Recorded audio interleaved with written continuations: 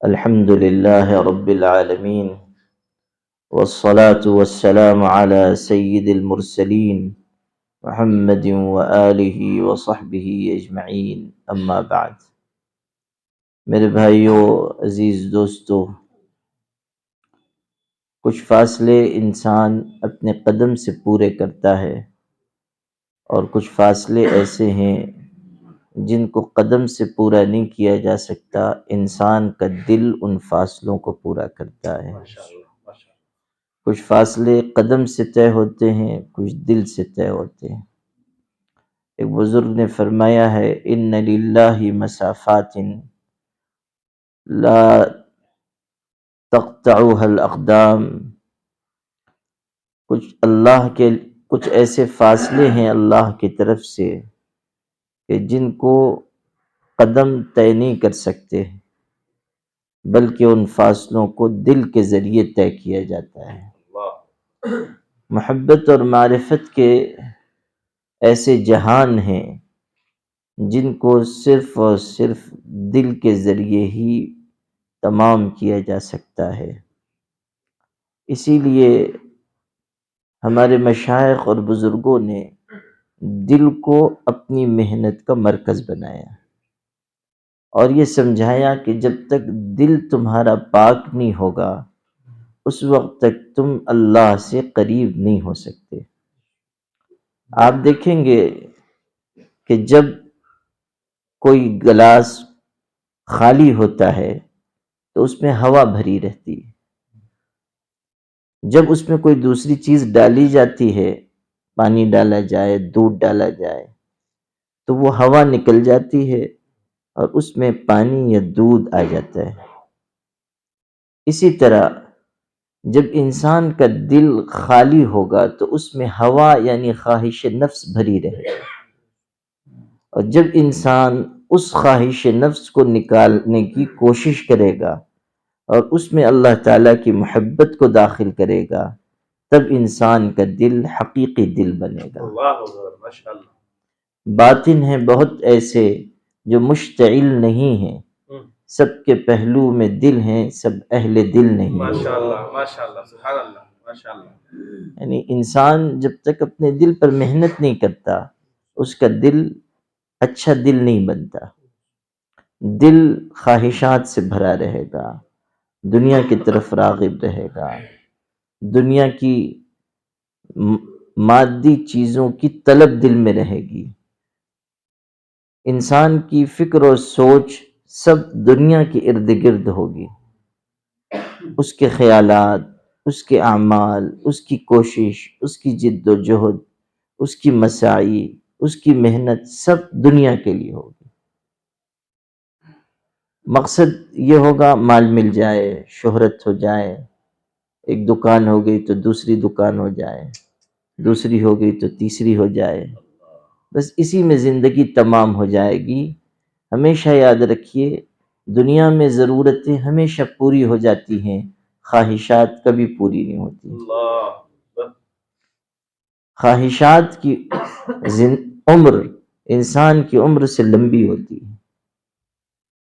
نبی اکرم سرکار دو عالم صلی اللہ علیہ وسلم نے اسی کو ارشاد فرمایا، اگر ابن آدم کو وادی بھر کر سونا مل جائے تو وہ دوسری وادی کی تلاش کرے گا، اور ارشاد فرمایا ولا یملأ، الفاظ دیکھیے کتنے خوبصورت ہیں، ارشاد فرمایا ولا یملأ جوف ابن آدم الا التراب، اور ابن آدم کے پیٹ کو سوائے قبر کی مٹی کے کوئی چیز بھر نہیں سکتی۔ بس قبر کی مٹی ایسی چیز ہے جو انسان کے حرص کے پیٹ کو بھر سکتی ہے، ورنہ دنیا کی دولت، دنیا کی شہرت، دنیا کی لذتیں وہ انسان کے پیٹ کو بھر نہیں سکتی، اور زیادہ کی تمنا ہوگی، اور زیادہ کی تمنا ہوگی۔ ایک بزرگ کا شعر ہے، والنفس كالطفل ان تهمله شب على حب الرضاء وان تفطمه ينفطم، کہ دیکھو انسان کا جو نفس ہے وہ بچے کی طرح ہے، انسان کا نفس بچے کی طرح ہے، کہ اگر تم بچپن میں اس کا دودھ چھوڑا دو گے تو یہ چھوڑ دے گا، ورنہ جوان بھی ہو جائے گا تو دودھ پینا نہیں چھوڑے گا۔ اگر انسان اپنے نفس کی خواہشات کو پورا کرتا رہے تو اس کی خواہشات اور بڑھتی رہیں گی۔ یہ نہیں ہو سکتا کہ انسان اپنے نفس کی خواہش کو پورا کرے تو اس کی تسکین ہو جائے، ایسا نہیں ہو سکتا۔ اور یہ بھی نہیں ہو سکتا کہ زندگی کے کسی حصے میں انسان کا نفس مردہ ہو جائے، کبھی نہیں۔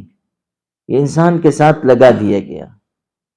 ان اعداء عدوک التی بین جنبیک، تمہارا سب سے بڑا دشمن وہ ہے جو تمہارے پہلو میں ہے، یعنی تمہارا نفس، تمہارا سب سے بڑا دشمن۔ لفظ یاد رکھیے، تمہارا سب سے بڑا دشمن۔ قرآن نے کہا ان الشیطان لکم عدو مبین، شیطان تمہارا کھلا ہوا دشمن ہے، شیطان تمہارا کھلا ہوا دشمن ہے۔ لفظ یاد رکھیے، شیطان تمہارا کھلا ہوا دشمن ہے۔ اور حضور اکرم صلی اللہ علیہ وسلم فرما رہے ہیں تمہارا سب سے بڑا دشمن وہ ہے جو تمہارے پہلو میں ہے، یعنی تمہارا نفس۔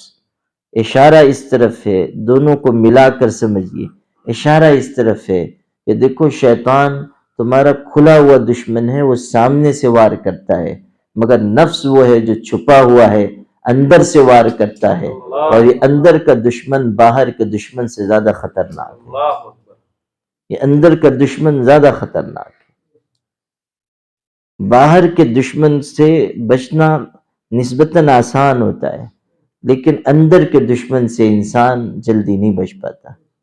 اگر آپ کے خاندان کے باہر کوئی آپ کا دشمن اور بدخواہ ہے تو وہ آپ کو اتنا نقصان نہیں پہنچا سکتا، مگر آپ کے رشتہ داروں میں، آپ کے خاندان میں، آپ کے گھر والوں میں خدا نخواستہ اگر کوئی آپ کا دشمن ہے تو وہ آپ کو زیادہ نقصان پہنچائے گا۔ اللہ تو ان الشیطان لکم عدو مبین، شیطان تمہارا کھلا ہوا دشمن ہے، یہ باہر کا دشمن ہے، اور نفس اندر کا دشمن ہے، اور اس کی دشمنی بہت بڑھی ہوئی ہے، اور وہ ہر وقت اپنے کام میں لگا ہوا ہے، اور کبھی ایسا وقت نہیں آئے گا کہ وہ مر جائے، وہ اپنے کام میں لگا ہے۔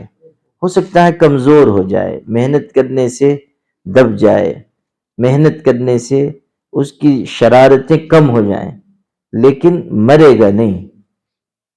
مولانا جلال الدین روم رحمۃ اللہ علیہ نے ایک واقعہ لکھا ہے اور اس سے ایک بہت ہی گہری حقیقت سمجھائی ہے۔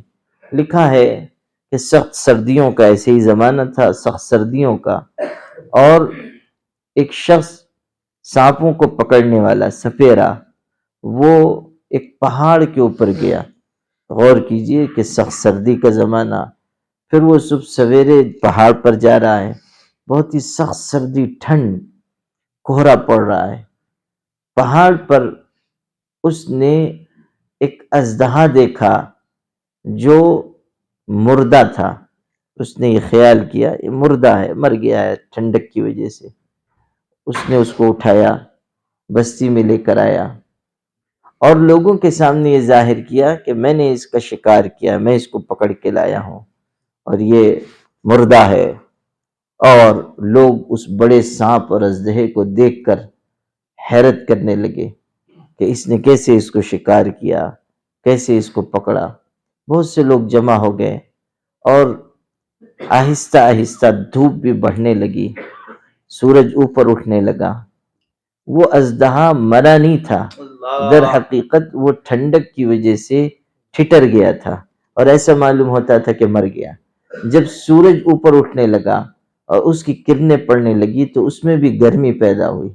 اب وہ اچانک اٹھا اور اس نے آس پاس کے لوگوں پر حملہ کیا اور ان کو کاٹ کھایا، خود شکاری پر بھی حملہ کیا، اس کو بھی نقصان پہنچایا۔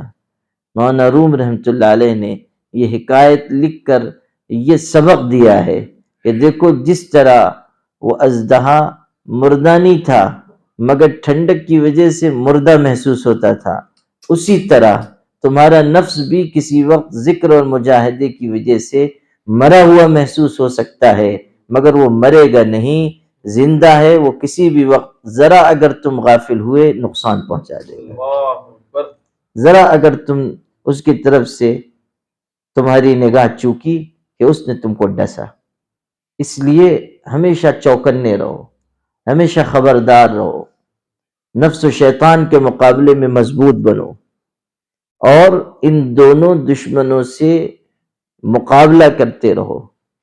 اور ان دونوں دشمنوں سے مقابلے کا ذریعہ ہے صحبت صالحین اور ذکر اللہ کی کثرت، اللہ کے نیک بندوں کی صحبت اور اللہ کے ذکر کی کثرت، اللہ کی یاد کی کثرت. شیطان اور نفس کے مقابلے میں جو ہتھیار ہمیں ملا ہے وہ اللہ کا ذکر ہے، وہ اللہ کی یاد ہے، وہ اللہ تعالیٰ کا مبارک نام ہے. بہت سے لوگوں کو یہ خیال ہوتا ہے، خاص طریقے پر سلوک کی راہ پر چلنے والوں کو، کہ ہم اللہ تعالیٰ کو یاد تو کرتے ہیں مگر صرف زبان سے ذکر ہو پاتا ہے، دل تو ہمارا شامل نہیں ہو پاتا، خیالات آتے ہیں، غفلت ہوتی ہے، ہم تو صرف زبان سے یاد کر رہے ہیں. صرف زبان سے اللہ تعالیٰ کا نام لینے سے کیا فائدہ ہوگا؟ یہ بہت بڑا دھوکہ ہے اور وسوسہ ہے. بعض لوگ تقریر کرنے والے بھی کبھی کبھی جوش میں کہہ دیتے ہیں کہ صرف زبان سے اللہ کا نام لے رہے ہیں، دل اللہ کی طرف متوجہ نہیں ہے، اس سے کیا فائدہ ہوگا؟ غلط بات ہے. ہمیشہ یاد رکھیے اللہ کے نام میں ایسی تاثیر ہے کہ اگر انسان غفلت سے بھی اللہ کا نام لے گا تب بھی یہ اثر کیے بغیر نہیں رہے. اللہ تعالیٰ کے نام میں یہ طاقت ہے، اللہ تعالیٰ کے نام میں یہ طاقت ہے. ایک بڑے بزرگ نے لکھا ہے کہ دیکھو اگر انسان اللہ تعالیٰ کا نام اپنی زبان سے لیتا ہے اور دل اس کا غافل ہے، ایک حصہ ذکر میں ہے، ایک حصہ ذکر میں نہیں ہے. زبان نے تو اللہ کا حکم مانا نا کہ اللہ کا نام لیا، اب اطاعت پر جنت ہے. تو جب زبان نے اللہ کا حکم مانا تو زبان جنت میں جائے گی کہ نہیں؟ زبان جنت میں جائے گی. تو جب زبان جنت میں جائے گی تو کیا ایسا ہوگا کہ اللہ زبان کو تو جنت میں بھیجے اور باقی جسم کو جہنم میں بھیجے؟ یہ نہیں ہوگا. تو جب زبان جنت میں جائے گی تو انسان بھی جنت میں جائے گا. تو اس لیے یہ نہ سمجھیے کہ انسان اگر صرف زبان سے اللہ کو پکار رہا ہے تو وہ فائدہ نہیں ہے، ہرگز نہیں. حضرت تھانوی رحمۃ اللہ علیہ ایک شعر ہے فارسی کا کہ انسان زبان سے اللہ کو پکارتا ہے اور دل میں گائے اور گدھا بھرا ہوا ہے، بر زبان تسبیح در دل گاؤ خر، این چنی تسبیح کہ دارد اثر. کہ زبان پر اللہ کا نام ہے اور دل میں گائے گدھا بھرا ہوا ہے، اس تسبیح کا کیا اثر ہوگا؟ اس کا کیا فائدہ ہوگا؟ یہ فارسی کا ایک شعر ہے. زبان پر تسبیح ہے اور دل میں گائے اور گدھا بھرا ہوا ہے، انہیں دنیا کے خیالات ہیں. اس پہ ایک دلچسپ قصہ سن لیجئے، پھر آگے سناتا ہوں. حضرت مولانا عطا اللہ شاہ بخاری رحمۃ اللہ علیہ بہت بڑے بزرگ تھے، اللہ والے تھے، بہت بڑے مقرر تھے. ایک دفعہ ان کا جلسہ تھا لاہور میں، وہاں وہ تشریف لے گئے ہوئے تھے. ان سے ملنے کے لیے اس زمانے کے دو بہت بڑے ادیب، نامور ادیب تھے، صحافی تھے، مولانا غلام رسول مہر اور عبد المجید سالک. یہ دونوں اس زمانے کے بہت مشہور لوگوں میں تھے. وہ دونوں ملنے کے لیے آئے عصر کی نماز کے بعد. تو حضرت نماز پڑھ کے اپنے قیام گاہ پر تسبیح پڑھ رہے تھے. دیر تک وہ تسبیح میں مشغول رہے، دونوں انتظار کرتے رہے. اچھا یہ کوئی بہت ایسے ذہن کے نہیں تھے جو تصوف اور ذکر کا ذہن ہو، تو بیچارے لکھنے پڑھنے والے لوگ، صحافت کرنے، اخبار نکالنے والے لوگ، لیکن چونکہ یہ بہت مشہور تھے تو ملنے کے لیے آئے تھے. تو جب یہ تسبیح پڑھ کے فارغ ہوئے تو عبد المجید سالک اور غلام رسول مہر بڑھے. عبد المجید سالک ظریف ادیب تھے، وہ مزاحیہ تحریریں لکھتے تھے. تو مولانا عطا اللہ شاہ بخاری سے ملاقات ہوئی اور اتنی دیر تک انتظار بھی کیا تھا، اس کا بھی اثر تھا. تو انہوں نے فقرہ چست کیا، یہی مصرع پڑھا، بر زباں تسبیح در دل گاؤ خر. کہ زبان پر تو تسبیح ہے اور دل میں گائے گدھا دنیا کے خیال بھرے ہوئے ہیں. طنز کیا. تو حضرت مولانا نے کتنا خوبصورت جواب دیا. فرمایا بھائی عبد المجید سالک، میں تو تمہارے کشف کا قائل ہو گیا. آج تسبیح پڑھتے ہوئے تم ہی دونوں کا خیال آ رہا تھا. یہ جو ہے نا بر زبان تسبیح در دل گاؤ خر، کہ زبان پر تسبیح ہے اور دل میں گائے گدھا بھرا ہوا ہے. تو کہا کہ آج تسبیح پڑھتے ہوئے تم دونوں ہی کا خیال آ رہا تھا. آدمی کو وار وہاں کرنا چاہیے جہاں کارگر ہو سکے. شیخ سعدی رحمۃ اللہ علیہ نے لکھا ہے کہ بہادری یا تو یہ ہے کہ اگر سامنے والا کمزور ہو تو اس سے مقابلہ کرے، اور اگر سامنے والا طاقتور ہو تو بھاگ جانا بھی بڑی بہادری ہے. تو اگر سامنے والا ایسا شخص ہو جو ہمارے بس کا نہ ہو تو وہاں پر انسان کو اپنا وار استعمال نہیں کرنا چاہیے. خیر، تو یہ جو شعر ہے نا فارسی کا، کہ انسان کے زبان پر تو اللہ کا نام ہے، دل میں دنیا کے خیالات بھرے ہوئے ہیں، گائے گدھے کے خیالات ہیں. اور اگلا مصرع یہ ہے کہ ایسی تسبیح کا کیا اثر ہوگا. حضرت تھانوی رحمۃ اللہ علیہ کہتے تھے یہ مصرع غلط کہہ دیا گیا، یہ مصرع یوں ہونا چاہیے، این چنی تسبیح ہم دارد اثر، کہ اس طرح بھی اگر کوئی اللہ کا نام لے رہا ہے تب بھی اس کا اثر ضرور ہوگا. سبحان اللہ. تبدیلی کی اور کہا کہ اس طرح نہ کہو کہ ایسی تسبیح کا کیا اثر ہوگا، بلکہ یہ کہو این چنی تسبیح ہم دارد اثر، کہ اس تسبیح کا بھی، اس طرح اللہ کا نام لینے کا بھی اثر ہوگا. ایک بزرگ تھے، تشریف رکھتے تھے، ایک فلسفی آیا، اس نے کہا یہ صرف زبان سے آپ اللہ اللہ کہتے ہیں، لوگوں سے کہلواتے ہیں، اس کا کیا اثر ہوگا، اس کا کیا فائدہ ہوگا، یہ تو بس زبان کے بول ہیں، زبان سے نکلے ہوا میں تحلیل ہو گئے، اس کا کیا اثر ہوگا. حضرت نے سنا اور خاموش ہو گئے. بزرگوں کی بات بہت نرالی ہوتی ہے، وہ بحث مباحثہ نہیں کرتے، وہ مناظرہ نہیں کرتے، لیکن ایسی بات کہہ دیتے ہیں کہ انسان جو عمارت بناتا ہے وہ ایک سیکنڈ میں زمین بوس ہو جاتی ہے، نیچے آ جاتی ہے. ایک دوسرا قصہ یاد آ گیا، وہ آپ کو سناتا ہوں، پھر یہ سناؤں گا. ابو علی سینا بہت بڑے حکیم گزرے ہیں، بہت ہی صاحب علم تھے. ان کے زمانے کے ایک بزرگ سے ملنے کے لیے گئے، اور چونکہ بہت لسان تھے، زبان بہت اچھی تھی اور معلومات بھی بہت تھی، تو بہت دیر تک بات چیت کرتے رہے، بزرگ سنتے رہے. پھر جب یہ چلے گئے ابو علی سینا، تو انہوں نے بعد میں مجلس میں موجود کسی شخص سے پوچھا کہ حضرت پر میری گفتگو کا کیا اثر ہوا، ملاقات کا کیا اثر ہوا. ہوتا ہے نا آدمی کو، جس کے ذہن میں دنیا ہی بسی ہوئی ہو، اس کا ذہن یہی ہوتا ہے کہ ہماری گفتگو کا کیا اثر ہوا، ہمارے جانے کا کیا اثر ہوا، وہ اسی میں پریشان رہتا ہے. ہمارے بعض ایسے حضرات جن کے دل بنے ہوئے نہیں ہیں اور واعظ و نصیحت کرتے ہیں یا تقریر کرتے ہیں، ان کا بھی ذہن یہ ہوتا ہے ہماری تقریر کیسی ہوئی. حالانکہ اگر یہ مزاج ہے کہ ہماری تقریر کیسی ہوئی، ہمارا درس کیسا ہوا، تو مطلب یہ کہ ہمارے اندر اپنی چاہت ہے، اللہ کی چاہت نہیں. ہم اللہ کے لیے نہیں کہہ رہے ہیں، ہم اللہ تعالیٰ کو راضی کرنے کے جذبے سے کام نہیں کر رہے ہیں. ہمارا تو ذہن و ذوق یہ ہونا چاہیے کہ بس میرا اللہ راضی ہو جائے. بولنا، واز کہنا ضرورت کے لیے ہے، یہ شوق نہیں ہے، یہ کوئی پیشہ نہیں ہے، یہ تو اللہ تعالیٰ کو راضی کرنے کے لیے ہے، اللہ تعالیٰ کو خوش کرنے کے لیے بس. تو ابو علی سینا نے مجلس میں موجود کسی شخص سے پوچھا حضرت پہ کیا اثر ہوا. اس نے کہا کہ حضرت نے آپ کے جانے کے بعد یہ کہا، ابو علی سینا اخلاق ندارت، فارسی بولی جاتی تھی، کہا ابو علی سینا اخلاق ندارت، کہ ابو علی سینا میں اخلاق نہیں ہے، اخلاق نہیں ہے. ابو علی سینا کو بہت تکلیف ہوئی، وہ تو بیچارہ سمجھ رہا تھا کہ یہ مجھ کو جنتی مخلوق سمجھیں گے اور میرے بارے میں بہت اچھا گمان قائم کیا ہوگا.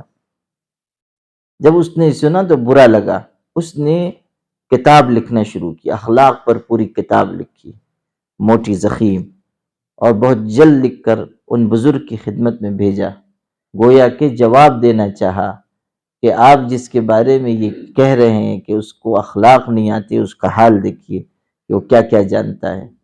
بزرگ کی خدمت میں کتاب پیش کی گئی، وہ سمجھ گئے کہ یہ کس مقصد سے لکھی گئی ہے اور کیوں بھیجی گئی ہے۔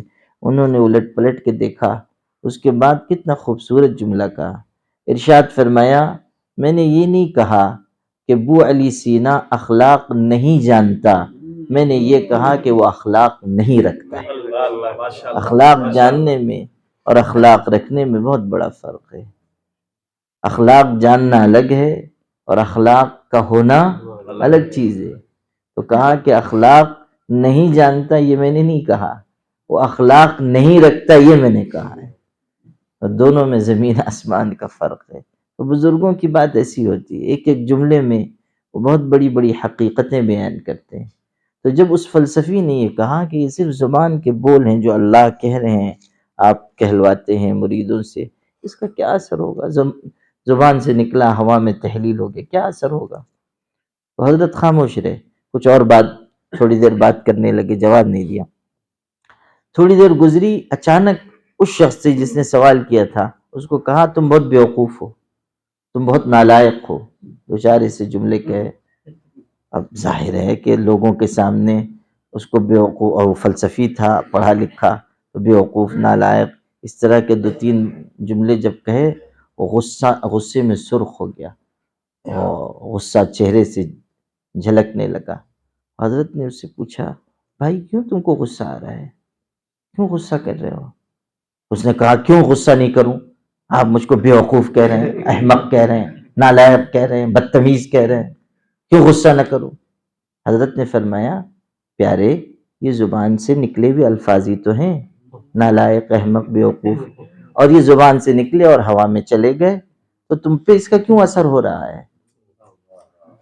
پھر کہا کہ تم کو احمق کہنے سے اثر ہو رہا ہے اور میں اللہ کا نام لوں اور اس کا اثر نہ ہو، میں تم کو احمق کہوں اس کا اثر ہو کہ غصے میں تم سرخ ہو جاؤ، اور میں اپنے اللہ کا نام لوں اور اس کا اثر نہ ہو، یہ کیسے ممکن ہے؟ اللہ اکبر۔ یہ کہ اللہ کا نام لینے سے چاہے وہ غفلت ہی کے ساتھ کیوں نہ ہو یقیناً اثر ہوگا، اور ایک مرتبہ سبحان اللہ کہنے سے بھی انسان کا درجہ کتنا بلند ہوگا آج انسان کو اس کا کوئی اندازہ نہیں ہے۔ معمولی مت سمجھیے، بعض لوگ سوچنے لگتے ہیں کہ میں تو اتنے دن سے بیعت ہوں، ذکر بھی کرتا ہوں، مگر بظاہر کوئی تبدیلی نظر نہیں آتی۔ مایوس مت ہوئیے، ہاں اپنی اصلاح کی فکر ضرور کیجیے، گناہوں کو چھوڑیے، آگے بڑھنے کی فکر کیجیے، مگر ہرگز مایوس مت ہوئیے، اس لیے کہ اگر آپ روزانہ تھوڑا بھی اللہ کو یاد کرتے ہیں تو یہ تھوڑا تھوڑا ذخیرہ ہو رہا ہے، کل قیامت کے دن اس ذکر کا اتنا آپ کو اجر ملے گا کہ آج آپ اس کا تصور بھی نہیں کر سکتے۔ اللہ اکبر۔ مایوس نہ ہو، نا امید نہ ہو، پیوستہ رہ شجر سے امید بہار رکھ، جڑے رہیں، اللہ کو یاد کرتے رہیں، کمی ہو، کمزوری ہو، خامی ہو، یہ سب لگا ہوا ہے ساتھ، اپنی اصلاح کی فکر میں لگے رہیے، عرضی ڈالتے رہیے، اللہ تعالیٰ کی بارگاہ میں درخواست پیش کرتے رہیے کہ اللہ میری کامل اصلاح ہو جائے، دعا مانگتے رہیے، اللہ تعالیٰ سے التجا کرتے رہیے، اللہ تعالیٰ سے مانگتے رہیے۔ جو آدمی دروازہ کھٹکھٹاتا رہتا ہے ایک نہ ایک دن دروازہ کھل جاتا ہے، جو آدمی دروازہ برابر کھٹکھٹائے گا، 5 منٹ نہیں کھلے گا، 10 منٹ نہیں کھلے گا، گھنٹے بھر نہیں کھلے گا، 2 گھنٹہ نہیں کھلے گا، اس کے بعد تو کھل ہی جائے گا نا۔ تو اگر ہم برابر دروازہ کھٹکھٹاتے رہیں گے تو ایک نہ ایک دن دروازہ کھل جائے گا، ایک نہ ایک دن دروازہ کھل جائے گا۔ ایک صاحب تھے، وہ یہی بات کہہ رہے تھے کسی اور سے نصیحت کرتے ہوئے کہ دیکھو اگر تم برابر اللہ تعالیٰ کا دروازہ کھٹکھٹاؤ گے ایک نہ ایک دن دروازہ کھل جائے گا۔ دھیان سے سننا، بہت معرفت کی بات ہے، بہت ہی قیمتی بات ہے کہ دیکھو نصیحت کر رہے ہیں، ایک آدمی دوسرے کو نصیحت کر رہا ہے، کہتا ہے کہ دیکھو اگر تم برابر اللہ تعالیٰ کا دروازہ کھٹکھٹاتے رہو گے تو یہ ایک نہ ایک دن وہ رحمت کا دروازہ ضرور کھلے گا، اس لیے لگے رہو۔ ایک خاتون تھی بہت ہی صاحب معرفت، اس نے یہ بات سنی تو ایک جملہ کہا وہ بہت ہی قیمتی، سونے کے پانی سے لکھے جانے کے لائق کہنے لگی کہ تو نے بات تو بہت اچھی کہی کہ جو دروازہ کھٹکھٹاتا رہے گا اس کے لیے دروازہ ضرور کھلے گا، مگر اللہ کے بندے مجھ کو یہ تو بتا کہ اللہ نے اپنی رحمت کا دروازہ بند کب کیا تھا؟ ماشاء اللہ، اللہ نے اپنی رحمت کا دروازہ بند کب کیا ہے؟ وہ تو ہر وقت کھلا ہوا ہے۔ ان رحمت اللہ قریب من المحسنین، اللہ کی رحمت قریب ہے، نیکی کرنے والوں سے قریب ہے۔ اللہ کی رحمت نیکی کرنے والوں سے قریب ہے، یہ اللہ تعالیٰ خود فرما رہا ہے کہ میری رحمت نیکی کرنے والوں سے قریب ہے، اللہ کا اعلان ہے۔ تو مایوس نہ ہوں، لگے رہیں، ذکر کرتے رہیں، مرشد سے تعلق رکھیں، اللہ تعالیٰ کی یاد میں مشغول رہیں، اور سمجھ لیں کہ اس راستے کا محروم بھی محروم نہیں، اس راستے کا محروم بھی محروم نہیں ہے، اس لیے کہ ہم اگر کوشش میں لگے ہوئے ہیں، اللہ تعالیٰ کا قرب ایک نہ ایک دن ضرور ملے گا، اور اگر خدا نخواستہ یہ نعمت ہمارے لیے مقدر نہ بھی ہو تب بھی سوچ لیجئے کہ ان کے چاہنے والوں میں تو ہمارا نام ضرور شامل ہوگا۔ جب ابراہیم علیہ السلام کو آگ میں ڈالا گیا تھا تو مخلوقات میں سے بہت سی مخلوق اپنی اپنی بساط کے مطابق آئی کہ حضرت ابراہیم کی مدد کی جائے۔ ایک بہت چھوٹی سی چڑیا اپنی چونچ میں پانی لے کر چلی کہ آگ کو بجھاؤں۔ کسی نے کہا اتنی بڑی آگ ہے کہ وہ ہزاروں انسان نہیں بجھا سکتے، تیری چونچ میں آنے والا 2 قطرہ پانی وہ کیا اس آگ کو بجھا سکے گا؟ اس نے کتنی خوبصورت بات کہی، کہا میں جانتی ہوں کہ اس سے آگ نہیں بجھے گی، مگر کل قیامت کے دن میں ابراہیم کے چاہنے والوں میں تو شامل رہوں گا۔ سبحان اللہ، سبحان اللہ۔ یہ تو ہوگا کہ میں نے آگ بجھانے کی کوشش کی، میں نے آگ بجھانے کی تدبیر کی۔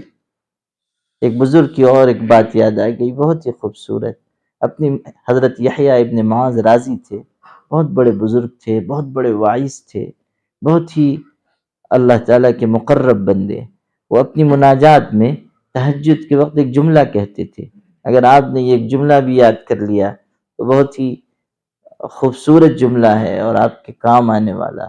اپنی مناجات میں رات میں تہجد کے وقت کہتے تھے کہ اللہ، اگرچہ کہ ہم نے تیرے پیغمبر کی اتباع میں اپنے پیٹ پر پتھر نہیں باندھا، مگر یہ تیرا کرم ہے کہ ہم پیغمبر پر پتھر پھینکنے والوں میں شامل نہیں ہیں۔ غور کیجیے، اگرچہ کہ ہم نے تیرے پیغمبر کی اتباع میں اپنے پیٹ پر پتھر نہیں باندھا، مگر ہم تیرے پیغمبر پر پتھر پھینکنے والوں میں بھی شامل نہیں۔ یہ ہے کہ انسان مایوس نہ ہو، نا امید نہ ہو، محنت میں لگا رہے، بڑھتا رہے، کوشش کرتا رہے، تھکے نہیں، ہمت نہ ہارے۔ محنت انسان کو ہمیشہ آگے بڑھاتی ہے۔ بیٹھ جانا نہ کہیں راہ طلب میں تھک کر، بیٹھ جانا نہ کہیں راہ طلب میں تھک کر، آبلے پاؤں میں پڑ جائیں تو خندہ ہونا۔ یعنی اگر انسان چلتے چلتے پیر میں اس کے چھالے پڑ جائیں تو مایوس نہ ہو، بلکہ خوش ہو کہ میں محنت کرتے کرتے اس مقام تک پہنچ گیا کہ میرے پیر میں چھالے آ گئے۔ بیٹھ جانا نہ کہیں راہ طلب میں تھک کر، آبلے پاؤں میں پڑ جائیں تو خندہ ہونا۔ میرے بھائیوں، اس راہ میں لگے رہنے سے انسان کو کامیابی اور سرخروئی ملتی ہے۔ قرآن مجید میں ہے اللہ یجتبی الیہ من یشاء، دھیان سے آیت سنیے، اللہ یجتبی الیہ من یشاء، اللہ تعالیٰ اس شخص کو جسے وہ چاہتا ہے اپنی طرف کھینچ لیتا ہے۔ اللہ یجتبی الیہ من یشاء، جس کو اللہ چاہتا ہے اپنی طرف کھینچ لیتا ہے۔ اور اس کو اس طرح بھی پڑھا جا سکتا ہے اور ترجمہ کیا جا سکتا ہے کہ اللہ اس شخص کو اپنی طرف کھینچتا ہے جو یہ چاہتا ہے کہ اللہ اس کو کھینچ لے، من یشاء، جو چاہتا ہے کہ اللہ مجھ کو اپنا بنا لے تو اللہ اس کو اپنا بنا لیتا ہے۔ وَيَهْدِي إِلَيْهِ مَن يُنِيبُ، اور جو اللہ کی طرف جھکتا ہے اللہ اس کو راستہ دکھاتا ہے۔ یہدی الیہ من ینیب، جو اللہ کی طرف جھکتا ہے اللہ اس کے لیے راستے کھول دیتا ہے۔ یہ اللہ تعالیٰ فرما رہا ہے کہ اگر تم میرے بننا چاہو گے تو میں بنا لوں گا، اور اگر میری طرف چل کر آؤ گے میں تم کو اپنائیت دوں گا۔ یہدی الیہ من ینیب، اب غور کیجئے کہ یہ راستہ یہی تو ہے کہ ہم اللہ سے کہتے ہیں کہ اللہ ہم تجھ کو چاہتے ہیں، ہم تجھ کو مانگتے ہیں، تیری محبت کا سوال کرتے ہیں۔ تو جب ہم اپنی طلب ظاہر کر رہے ہیں تو اللہ ہم کو کیوں محروم فرمائے گا؟ اللہ یجتبی الیہ من یشاء، اللہ جس کو چاہتا ہے اپنی طرف کھینچ لیتا ہے۔ یا جو انسان یہ چاہتا ہے کہ اللہ مجھ کو اپنا بنا لے اللہ اس کو اپنا بنا لیتا ہے۔ ایک بزرگ تھے، راستے سے کہیں جا رہے تھے، بادشاہ کے محل کے پاس سے گزرے۔ بادشاہ محل میں بہت اونچائی پر جو برج ہوتا ہے اس میں بیٹھا ہوا تھا۔ اس نے نیچے دیکھا اور سپاہیوں سے کہا دیکھو فلاں بزرگ جا رہے ہیں، ذرا ان کو بلاؤ ہمارے پاس۔ تو اس زمانے میں یہ نظام تھا کہ ایک بڑی ٹوکری ہوتی تھی، اس سے موٹے رسے بندھے ہوئے ہوتے تھے، وہ نیچے ڈالی جاتی تھی اور جس کو اوپر لانا ہوتا تھا وہ اس پہ بیٹھ جاتا تھا اور اوپر سے سپاہی کھینچ لیتے تھے۔ یعنی یوں سمجھیے کہ پرانے زمانے کی لفٹ تھی، ہاں پرانے زمانے کی ٹوکرے میں اٹھا کے اس کو اوپر کھینچ لیتے تھے۔ تو یہ بزرگ جو جا رہے تھے تو ان کو بادشاہ نے سپاہیوں سے کہا اے ان کو بلاؤ ذرا بات کرنی ہے۔ تو ان کو سپاہیوں نے روکا اور ٹوکرے میں بٹھا کے اوپر ان کو کھینچ لیا گیا۔ بادشاہ سے ملاقات ہوئی، بادشاہ نے کہا آپ پہ نظر پڑی، ایک سوال کرنا تھا اس لیے آپ کو بلایا ہے، ایک سوال کرنا تھا۔ کہا پوچھئے۔ بادشاہ نے ان بزرگ سے کہا اللہ تعالیٰ تک کیسے پہنچا جا سکتا ہے؟ اللہ تعالیٰ تک کیسے پہنچا جا سکتا ہے؟ بزرگ نے فرمایا ویسے ہی جیسے آپ تک میں پہنچا ہوں۔ بزرگ نے کہا اسی طرح جیسے میں آپ تک پہنچا ہوں۔ مطلب یہ کہ جب آپ نے مجھ سے ملنا چاہا تو سپاہیوں کے ذریعے ٹوکرے میں بٹھا کے مجھ کو اپنے پاس بلا لیا۔ اسی طرح جب اللہ چاہتا ہے کسی بندے کو اپنا بنانا تو ایسے اسباب پیدا کر دیتا ہے کہ وہ بندہ اللہ کا بن کر رہتا ہے۔ یہ اللہ یجتبی الیہ من یشاء۔ پھر ایک اور بات ہے کہ ہمارے اندر طلب ہو، تڑپ ہو، محنت ہو، اسی کے ساتھ رہنمائی کی ضرورت ہے۔ اس راستے میں بال سے زیادہ باریک گھاٹیاں اور وادیاں ہیں، ان کو طے کرنے کے لیے کسی مرشد اور رہنما کی ضرورت ہے۔ وَاتَّبِعْ سَبِيلَ مَنْ أَنَابَ إِلَيْهِ، یہاں پر ہے یہدی الیہ من ینیب، جو اللہ کی طرف جھکتا ہے اللہ اس کو راستہ بتاتا ہے۔ اور دوسری جگہ فرمایا کہ جو ہماری طرف جھکتا ہے تم اس کے راستے کی پیروی کرو۔ وَاتَّبِعْ سَبِيلَ مَنْ أَنَابَ إِلَيْهِ، جو میری طرف جھکتا ہے تم اس کے راستے پر چلو۔ گویا کہ بتایا گیا کہ کسی ایسے شخص کو جس کا دل اللہ کی محبت سے آباد ہو اور جو اپنی اصلاح کر چکا ہو اور جو اللہ تعالیٰ کی محبت و معرفت کی نعمت سے سرشار ہو، اس کے ساتھ اس راستے کو قطع کیا جائے، اس سلوک کو اس کے ساتھ طے کیا جائے۔ اس کی رہنمائی ہوگی تب انسان وہاں تک پہنچ سکے گا جو اس کی منزل ہے۔ وَاتَّبِعْ سَبِيلَ مَنْ أَنَابَ إِلَيْهِ۔ خواجہ عزیز الحسن مجذوب کا شعر ہے، بہت ہی خوبصورت۔ فرمایا جو آگ کی خاصیت، بہت آسان ہے عام لوگ بھی بالکل سمجھ جائیں گے، جو آگ کی خاصیت وہی عشق کی خاصیت، جو آگ کی خاصیت وہی عشق کی خاصیت، ایک سینہ بسینہ ہے ایک خانہ بخانہ ہے۔ یعنی یہ جو اللہ کی محبت کی آگ ہے وہ سینے سے سینے میں منتقل ہوتی ہے، اور ایک خانہ بخانہ ہے، آگ ایک جگہ سے دوسری جگہ، ایک گھر سے دوسرے گھر پہنچ جاتی ہے، ایک دکان میں لگی تو دوسری دکانوں کو پکڑ لیتی ہے۔ اسی طرح یہ عشق کی آگ جو ہے وہ ایک سینے سے دوسرے سینے میں منتقل ہو جاتی ہے۔ اسی لیے یہ مشورہ دیا ہے کسی نے اور صحیح بات کہی ہے کہ قریب جلتے ہوئے دل کے اپنے دل کو کر دے، قریب جلتے ہوئے دل کے اپنے دل کو کر دے، یہ آگ لگتی نہیں ہے لگائی جاتی ہے، ماشاء اللہ ماشاء اللہ. یہ آگ لگتی نہیں ہے لگائی جاتی ہے، قریب جلتے ہوئے دل کے اپنے دل کو کر دے، یہ آگ لگتی نہیں ہے لگائی جاتی ہے۔ اس آگ کی خاصیت یہ ہے کہ یہ ایک دل سے دوسرے دل میں منتقل ہوگی۔ انسان چاول کی دکان سے لیتا ہے، دال کی دکان سے لیتا ہے، شکر کی دکان سے لیتا ہے، کپڑے کی دکان سے لیتا ہے۔ اسی طرح اللہ تعالیٰ کی یاد اور اس کی محبت اور معرفت اہل دل کی دکان ہی سے میسر ہے۔ جو جس چیز کا مقام ہے وہیں سے وہ چیز ملے گی، جو جس چیز کی دکان ہے وہیں سے وہ چیز ملے گی۔ حضرت مولانا شاہ فضل رحمہ بہت بڑے بزرگ تھے۔ حضرت مولانا محمد علی منگیری جو ان کے خلیفہ تھے، ایک دن ان سے پوچھا، بولی محمد علی تم نے عشق الہی کی کوئی دکان دیکھی ہے؟ پھر خود فرمایا ہم نے دو دکانیں دیکھی ہیں، ایک شاہ محمد آفاق کی اور ایک شاہ غلام علی رحمۃ اللہ علیہ کی، دو اپنے مرشد کا، اور اس زمانے کے ایک بہت بڑے بزرگ تھے نقشبندی سلسلے کے، مرزا مظہر جانے جانا کے خلیفہ حضرت شاہ غلام علی، ان کا نام کیا کہ ہم نے عشق کی دو دکانیں دیکھی ہیں، عشق الہی کی، جہاں اللہ کی محبت کا سودا بکتا تھا، ہم نے دو عشق کی دکانیں دیکھی ہیں۔ تو یہ ہے وہ چیز کہ ہم یہ محبت و معرفت کسی صاحب دل سے حاصل کریں، ان سے ملنے کی ہے بس یہی ایک راہ، ملنے والوں سے راہ پیدا کر، ملنے والوں سے راہ پیدا کر۔ جو انسان اللہ تعالیٰ کی محبت میں ڈوبا ہوا ہے، جب ہمارا اس سے تعلق ہوگا تو ہم بھی صحیح راستے پر چلیں گے۔ البتہ یہ ہے کہ آداب کی رعایت کریں، اخلاق اچھے بنائیں، اسی طرح مرشد سے محبت کریں، ان کا اکرام کریں، احترام کریں۔ اس میں بہت کمی ہے، آج کے دور کے لوگوں میں یہ ان سب چیزوں کا شعور نہیں ہے، ان سب چیزوں کی سمجھ نہیں ہے، اسی لیے فیضان بھی پورا نہیں ہوتا ہے۔ ادب کی کمی فیض کو روک دیتی ہے، احترام کی کمی فیض کو روک دیتی ہے۔ ایک بزرگ تھے، ان کے ایک مرید بڑے ذکر و شغل کرنے والے تھے، وہ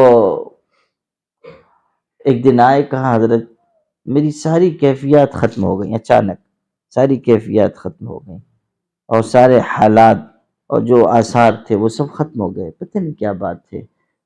حضرت نے کہا کوئی گناہ تو نہیں ہو گیا؟ کہا نہیں الحمدللہ کوئی غلطی نہیں ہوئی۔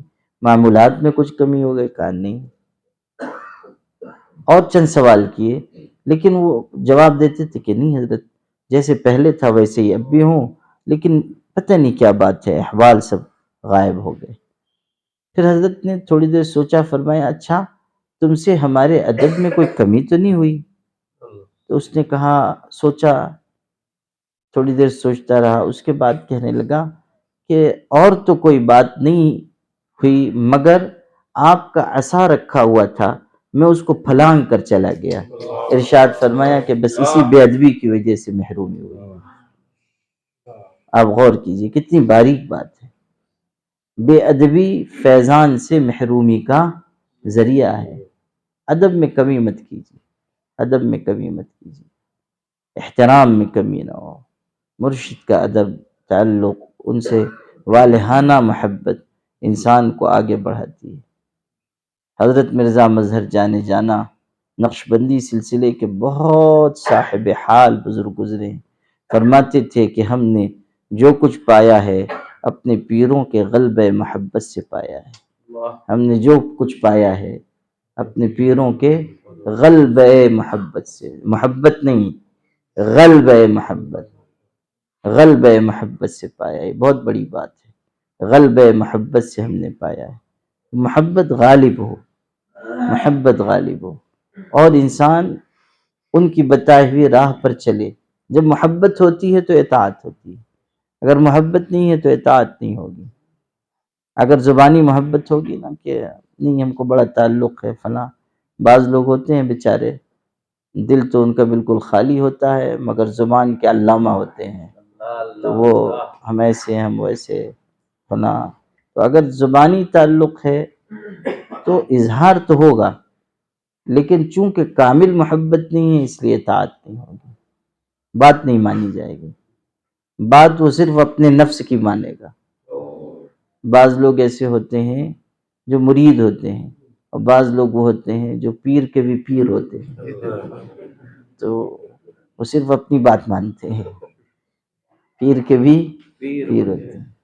حضرت مولانا رشید احمد گنگوئی رحمۃ اللہ علیہ کی خدمت میں ایک صاحب آیا اور کہا حضرت مجھ کو مرید کر لیجیے۔ حضرت نے فرمایا مرید ہونا بہت مشکل کام ہے، آسان بات نہیں ہے۔